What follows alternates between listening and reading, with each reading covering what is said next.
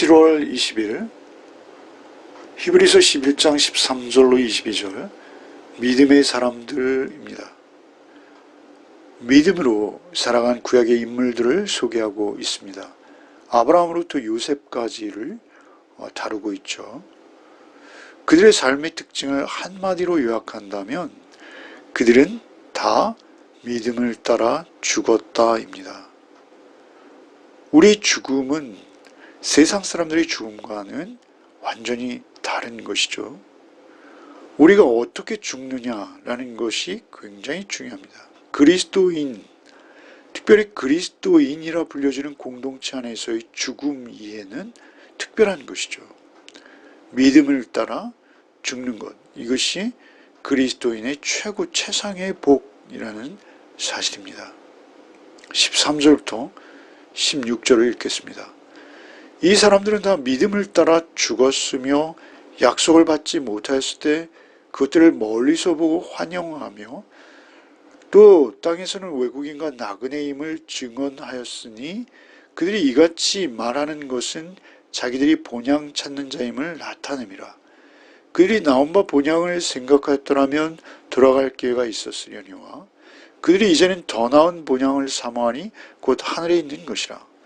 이러므로 하나님이 그들의 하나님이라 일컬음을 받으심을 부끄러워하지 아니하시고 그들을 위하여 한 성을 예비하셨느니라. 13절에 이 사람들은 이렇게 시작되죠. 이 사람들은 누구입니까? 아브라함, 사락, 이삭, 야곱, 이 앞에서 언급되는 자들인 것이죠. 이 사람들은 다 믿음을 따라 죽었다라고 기록하고 있습니다. 이 믿음을 따라 죽었다라는 이 번역을 NIV 성경은 죽을 때 여전히 믿음으로 살고 있었습니다. 이렇게 번역하고 있습니다. 그러니까 죽을 때에도 본향을 우리가 돌아갈 하나님의 나라를 믿는 믿음이 그들의 삶의 근거였고 뿌리였고 그 믿음으로 살아가고 있었다라는 것이죠. 현실 속에서 진행형으로 살아가고 있었다라는 것이죠. 이 사람들은 다 믿음을 따라 본향을 꿈꾸며 살아가고 있었다라는 것이죠. 약속을 받지 못하였을 때 그것을 멀리서 보고 환영하며, 약속은 무엇입니까? 그들이 땅에 대해서도 자손에 대해서도 약속을 받았죠. 아브라함의 경우 특별히 구체적이었습니다. 그런데 그것이 전부는 아닌 것이죠. 그것들을 멀리서 보고 환영한 거예요. 환영하고 또 땅에서는 오히려 외국인과 나그네임을 증언하였다라고 그들의 삶을 규정하고 있습니다. 여기서 본다라는 것은 몸의 눈으로 보는 것이 아니고 믿음으로 깨닫는다라는 것입니다. 믿음의 눈으로 약속의 성취를 바라보는데요. 그것은 무엇입니까? 구원을 바라보는 것입니다. 믿음으로 바라보는 것은 1차적으로 땅과 자손, 곧 가나안 정복이죠. 그러나 그보다 더 근본적이고 중요한 것은 무엇이냐면 그리스도께서 오셔서 성취하실 구원을 바라보는 것입니다. 멀리서 보고 환영하며 또 나그네와 외국인처럼 이 땅을 산 것이죠. 예수께서 오셔서 아브라함의 믿음을 이런 식으로 표현하시죠. 요한복음 8장 56절에 너희 조상 아브라함은 나이 때 볼 것을 즐거워하다가 보고 기뻐하였느니라. 그러니까 아브라함의 즐거움은 나이 때를 보는 것이었다. 그것으로 그는 기뻐하였노라 라고 말씀하신다라는 것이죠. 그 구원, 곧 하나님의 나라 본향에 이르는 그 믿음이 진실한 믿음이요, 믿음의 핵심인 것입니다. 아브라함이 특별히 외국인과 나그네임을 증언하였다라고 하죠. 외국인과 나그네임을 증언하였다. 그들이 이 땅의 삶을 외국인과 나그네로 살아냈다라는 말이기도 하고요. 또한 그들이 직접 그러한 말들을 했다라는 것이죠. 증언했다라는 건 그렇습니다. 아브라함이 해족속에게 나는 당신들 중에 우고하는 자이니 이런 표현을 하죠. 우고하는 자, 이것이 바로 무엇입니까? 나그네, 외국인 이런 의미입니다. 야곱도 그 인생을 다 살아낸 다음에 마치 유언과 같은 말을 바로의 앞에서 하죠. 그리고 바로를 축복해 줍니다. 그때 야곱의 말 중에 내 나그네의 길이 험하다. 내 나그네의 길이라고 표현하죠. 자기 인생을. 그리고 조상들의 삶도 역시 우리 조상의 나그네 길 이렇게 표현하죠. 나그네 길이라는 표현을 두 번이나 야곱이 반복하고 있다라는 것이죠. 나그네는 그냥 잠시 머무는 자예요. 스쳐 지나가는 자에 불과한 것이죠. 이 땅의 삶을 그들은 그렇게 살아냈다라는 것입니다. 14절에 그들이 이같이 말하는 것은 자기들이 본향 찾는 자임을 나타냄이라. 증언한 것은 또 나타내는 것인데요. 본향을 찾는 자, 여기서 본향은 하나님의 나라, 천국입니다. 그런데 15절에 그들이 나온 바 본향을 생각하였다면 돌아갈 기회가 있었으려니와 할 때 이 본향은 소위 우리가 말하는 고향인 것입니다. 전혀 다른 뜻이에요. 의미가 다르다는 것입니다. 그들이 나온 바 고향, 본향을 생각하였다면 돌아갈 기회가 있었다라는 것이죠. 돌아가려면 언제든지 돌아간다는 것이죠. 아브라함은 갈대아 우르로 돌아가려고 마음먹으면 언제든지 돌아갈 수 있었습니다. 그러나 떠나온 곳을 돌아보지 않았죠. 이스라엘도 출애굽했습니다만 그들이 정말 애굽으로 다시 돌아간다라고 하면 돌아갈 수 있습니다. 언제든지. 그러나 돌아가지 않죠. 그것이 믿음인 것입니다. 결국 하나님께서 주신 본향, 하나님의 나라, 그 천국이 그들의 가장 큰 소망이 되는 것이죠. 그래서 그들은 자신의 고향으로 돌아가지 않고 16절에 그들이 이제는 더 나은 본향, 본래의 고향, 더 나은 본향을 사모하니 곧 하늘에 있는 것이죠. 이러므로 하나님이 그들의 하나님이라 일컬음 받으심을 부끄러워하지 아니하시고 그들을 위하여 한 성을 예비하셨느니라. 본향을 사모하는 자들을 하나님 부끄러워하지 않으세요.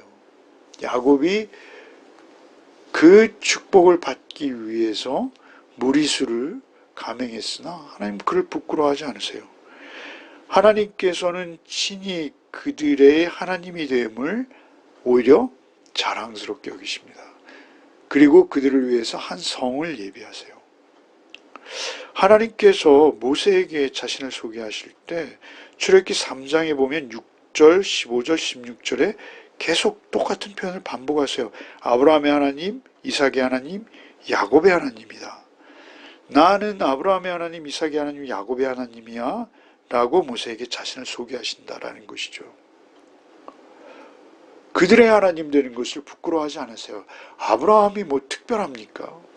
갈대아우르를 떠났다는 것, 믿음의 사람이라는 것, 이삭을 하나님 앞에 드려서 그 시험을 통과했다는 것을 빼면 아브라함의 삶은 뭐 아내를 말이죠. 바로에게 상납하지 않나? 뭐 그렇게 떳떳하거나 자랑스러울 것은 없는 삶입니다. 그러나 하나님 부끄러워하지 않으세요. 이삭도 그렇죠. 야곱의 삶도 어찌 보면 세상적으로 보면 부끄러운 삶일 수 있습니다. 그럼에도 불구하고 하나님은 야곱을 사랑하세요. 그리고 그들을 위해서 한 성을 예비하셨어요. 성은 어떤 성이죠? 예루살렘 성입니다. 계시록에 나오는 예루살렘 성이죠. 그것은 새하늘과 새 땅을 말하는 것이죠. 하나님과 영원히 함께할 하나님의 나라 천국인 것입니다. 이것이 최고의 상이죠. 그리스도인의 최고의 상은 구원입니다. 당시 아브라함과 이삭과 야곱도 최고의 상은 무엇입니까? 구원받아 하나님의 영원한 나라에 영원한 생명을 누리는 것보다 더 큰 상은 전혀 없는 것이죠. 그래서 그들을 위하여 한 성을 예비하셨다. 이것이 히브리서 11장의 최고의 상입니다. 17절부터 읽겠습니다. 아브라함은 시험을 받을 때 믿음으로 이삭을 드렸으니 그는 약속들을 받은 자로 돼 그 외아들을 드렸느니라. 그에게 이미 말씀하시기를 내 자손이라 칭할 자는 이삭으로 말미암으리라 하셨으니 그가 하나님이 능히 이삭을 죽은 자 가운데서 다시 살리실 줄로 생각한지라 비유컨대 그를 죽은 자 가운데서 도로 받은 것이니라. 특별히 시험을 아브라함이 받는데요. 그 시험은 인간이 받을 수 있는 가장 혹독한 시험입니다. 자기의 분신, 아니 자신의 생명보다 더 귀하게 여겼을 그 이삭, 하나님의 약속의 실체인 그 이삭을 하나님께서 바치라 하시죠. 그런데 그 시험에 그대로 순종하는 것이죠. 이삭을 드렸으니 그는 약속을 받은 자로 돼 외아들을 드렸느니라. 18절에 그에게 이미 말씀하시기를 내 자손이라 칭할 자는 이삭으로 말미암으리라. 그가 이스마엘을 낳았지만 그가 아니라 이삭으로 말미암아 너에게 바다의 모래와 같고 하늘의 별과 같은 자손을 주겠노라 라고 이삭을 통해 주시겠다라고 약속을 하셨어요. 그런데 이삭을 내게 바치라, 희생물로 바치라 라고 말씀하시는 것이죠. 19절에 그가 하나님이 능히 이삭을 죽은 자 가운데서 다시 살리실 줄로 생각하시라. 이삭을 죽인다 하더라도 하나님은 다시 살리실 걸로 생각했다라는 것이죠. 생각한다라는 것은 이 히브리어의 원어적 의미는 다 아주 단호한 내적 확신입니다. 신념이죠. 견해가 아닙니다. 이삭을 그가 제물로 드릴 수 있었던 이유는 죽은 자 가운데서 다시 살리실 것을 확신한 것입니다. 그것은 자신의 경험에 기초한 것이죠. 그가 태가 다쳐 죽은 것 같이 된 사라와 자신을 통해서 생명을 허락하신 하나님의 능력을 그가 경험했습니다. 그렇기에 이삭을 드린다 하더라도 하나님께서는 능히 다시 살리신다라고 믿은 것이죠. 그래서 그가 모리아산에 오를 때 그의 종들에게 하는 말이 이렇죠. 너희는 나귀와 함께 여기 기다리라. 내가 아이와 함께 가서 경배하고 돌아오리라. 돌아온다는 것은 이삭, 곧 아들과 함께 돌아온다라는 것이죠. 그 믿음의 증거입니다. 그래서 오늘 히브리 저자는 이것을 비유라고 말씀하시죠. 이것은 비유다. 비유컨대 그를 죽은 자 가운데서 도로 받은 것이다. 이것은 그가 죽었다가 산 것이다. 이것은 비유다. 이렇게 말씀하시는 것이죠. 아에게 내 손을 대지 말라라고 아브라함이 칼을 높이 치켜서 들었을 때 하나님의 사자가 그를 말린 것은 죽은 자 가운데서 도로 받은 것으로 이해해야 한다. 그것은 비유다라고 말씀하시는 것이죠. 사실 이 비유 속에는 너무나 많은 비유들이 있습니다. 예수 그리스도의 십자가 죽으심과 부활, 하나님께서 당신의 아들을 우리에게 내어주신 그 사건과도 이것은 비유로, 그것을 예표하는 비유로 너무나 비슷하죠. 너무나 똑같죠. 사실 우리 그리스도인의 삶도 그렇습니다. 우리의 생애도 주님 앞에 온전히 나그네와 외인의 삶으로, 거류자의 삶으로 드릴 때 주께서는 우리에게 영구한 것으로 갚아주시는 것이죠. 그것은 우리 그리스도인의 삶과도 동일하다라는 것입니다. 20절로 22절을 읽겠습니다. 믿음으로 이삭은 장차 있을 일에 대하여 야곱과 에서에게 축복하였으며 믿음으로 야곱은 죽을 때 요셉의 각 아들에게 축복하고 그 지팡이 머리에 의지하여 경배하였으며 믿음으로 요셉은 임종시에 이스라엘 자손들이 떠날 것을 말하고 또 자기 뼈를 위하여 명하였으며 이삭과 야곱과 요셉의 믿음을 이렇게 연달아서 설명하시죠. 이삭은 야곱과 에서에게 축복했다라고 말씀하십니다. 하나님께서는 아브라함에게 축복하시고 그 복을 이삭에게도 다시 확인시켜 주셨죠. 그리고 이삭도 역시 그 축복을 야곱과 에서에게 물려주죠. 축복합니다. 그런데 놀랍게도 하나님의 섭리에 의해서 그 복을 사모했던 장남이 아닌 차자인 야곱에게 그 복이 전해져 가고 있습니다. 이것은 이스라엘, 특별히 히브리인들의 상식에는 맞지 않는 것입니다. 하나님의 섭리로 그렇게 되어지는 것이죠. 이삭은 야곱에게 속인 것을 알고 놀랍니다. 그럼에도 불구하고 그 축복을 무르지 않습니다. 그것이 하나님의 섭리에 의해서, 하나님의 계획에 의해서 이루어진 것을 인정하는 것입니다. 그래서 이삭은 하나님의 절대 주권을 믿고 그렇게 야곱이 먼저 등장하죠. 야곱과 에서에게 하나님의 약속으로 축복했다라는 것이 이삭의 믿음인 것이죠. 야곱의 믿음도 대단하죠. 야곱은 정말 야비한 방법으로 에서의 축복을 가로챘죠. 그럼에도 불구하고 그것조차 믿음으로 보는 것입니다. 우리가 히브리서 11장 1절에 믿음은 바라는 것들의 실상이요 보지 못하는 것들의 증거다 라고 우리가 읽었죠. 묵상했죠. 그러니까 야곱의 이러한 모든 삶의 궤적조차도 하나님의 뜻 안에 있다라는 것입니다. 그리고 이것도 오히려 그 믿음을 증거해내는 실증적인 예화가 된다라는 것이죠. 예가 된다라는 것입니다. 그리고 이제 이어지는 21절에 야곱이 요셉의 각 아들을 축복하는 모습이죠. 에브라임과 므낫세를 축복하는데 므낫세가 역시 장자이죠. 그런데 엇갈려서 축복합니다. 동일하죠. 이삭도 그랬고 므낫세도 그랬고 에브라임도 그랬고요. 요셉도 그랬고요. 야곱도 그랬고요. 다 장자들이 아닙니다. 장자들이 아님에도 불구하고 그들이 축복을 받는 이유는 무엇입니까? 그것은 이 축복은 인간들의 관습과 인간들의 계산에 의해서 물려지는 것이 아니라 하나님의 뜻 안에서 하나님의 섭리대로 이루어져 간다라는 것이죠. 특별히 야곱은 지팡이 머리에 의지해서 경배했다라고 말하죠. 지팡이는 순례자의 상징물입니다. 외국인과 나그네로 살았던 야곱의 삶의 특징을 가장 잘 반영하는 것이 지팡이죠. 지팡이. 그 지팡이에 의지해서 하나님을 경배하는 것이다 라는 것이죠. 그것은 그가 철저히 나그네와 외국인의 삶을 살았다라는 것이죠. 마지막으로 등장하는 요셉이죠. 요셉은 애굽에서 큰 부를 이루었습니다. 대저택에 살고 있었을 것이죠. 그가 정치적으로도 엄청난 성공을 거두었고 명예도 거머쥐었습니다.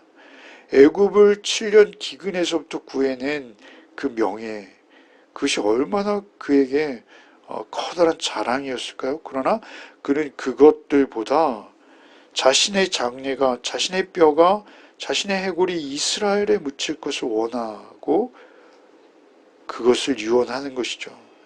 애굽을 떠나 이스라엘의 나를 묻어달라. 내 해골을 가지고 가서 가나안에 장사해달라. 라는 유언을 남긴 것이죠. 그것은 무엇입니까?